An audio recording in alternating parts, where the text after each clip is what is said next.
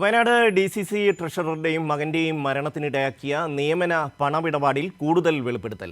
അനധികൃത നിയമനത്തിന് IC ബാലകൃഷ്ണൻ പട്ടിക നൽകിയെന്ന് ബാങ്ക് മുൻ ചെയർമാൻ ഡോക്ടർ സണ്ണി ജോർജ് പറഞ്ഞു. 17 പേരുടെ പട്ടിക നൽകിയെന്നും എന്നാൽ ഈ നിയമനത്തിന് വഴങ്ങാത്തതിനാൽ തന്നെ പാർട്ടിയിൽ നിന്ന് സസ്പെൻഡ് ചെയ്തെന്നും അദ്ദേഹം കൈരളി ന്യൂസിനോട് പറഞ്ഞു. നിയമനക്കോഴി ഇടപാടിൽ വൻ സാമ്പത്തിക ബാധ്യത പുറത്തുവന്നതോടെയാണ് NM വിജയനും മകനും ജീവനൊടുക്കേണ്ടി വന്നത്. കോൺഗ്രസ് ഭരിച്ചിരുന്ന അർബൻ ബാങ്കിലെ നിയമനത്തിന്റെ പേരിലുള്ള ഇടപാടുകൾക്ക് അദ്ദേഹം ഇടനിലക്കാരനായിരുന്നു. നിയമനം നടക്കാതെ വന്നതോടെയാണ് അഴിമതി പുറത്തായത്.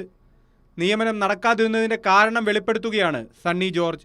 അർബൻ ബാങ്കിൽ നിയമനത്തിന് റാങ്ക് ലിസ്റ്റ് പ്രസിദ്ധീകരിച്ച ശേഷം DCC പ്രസിഡന്റായിരുന്ന IC ബാലകൃഷ്ണൻ പ്രത്യേക യോഗം വിളിച്ചു. നിയമനം നൽകേണ്ട 17 പേരുടെ പട്ടിക തന്നുവെന്ന് സണ്ണി ജോർജ് പറയുന്നു. എന്നാൽ താൻ മെറിറ്റ് ലിസ്റ്റിൽ നിന്ന് നിയമനം നൽകി. ഇത് നേതൃത്വത്തെ പ്രകോപിപ്പിച്ചു. ആ റാങ്ക് ലിസ്റ്റ് തന്ന് ഒരു 3-4 ദിവസം കഴിഞ്ഞപ്പോൾ അന്നത്തെ DCC പ്രസിഡന്റും MLAയും ആയിരുന്ന ശ്രീ IC ബാലകൃഷ്ണൻ ഒരു എമർജൻസി മീറ്റിംഗ് ഉളകപ്പാട് വെച്ച് കൂടി. ആകപ്പാടെ ഉണ്ടായിരുന്ന ഒരു അജണ്ട അർബൻ ബാങ്കിലെ അപ്പോയിന്റ്മെന്റില് കോൺഗ്രസുകാർക്ക് നമ്മൾ അപ്പോയിന്റ്മെന്റ് കൊടുക്കണം, അത് നിർബന്ധമായി നമ്മൾ ചെയ്യണം എന്ന് പറഞ്ഞിട്ട് എനിക്കൊരു 17 പേരുടെ പേരോളം എനിക്ക് പറഞ്ഞു തന്നു.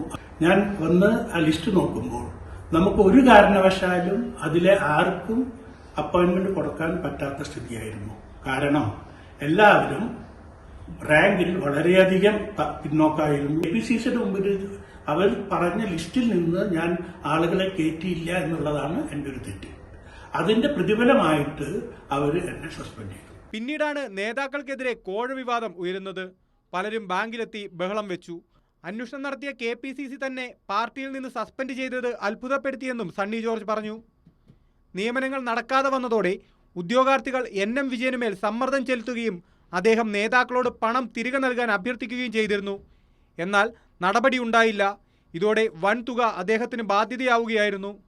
കൈരളി ന്യൂസ്, വയനാട്.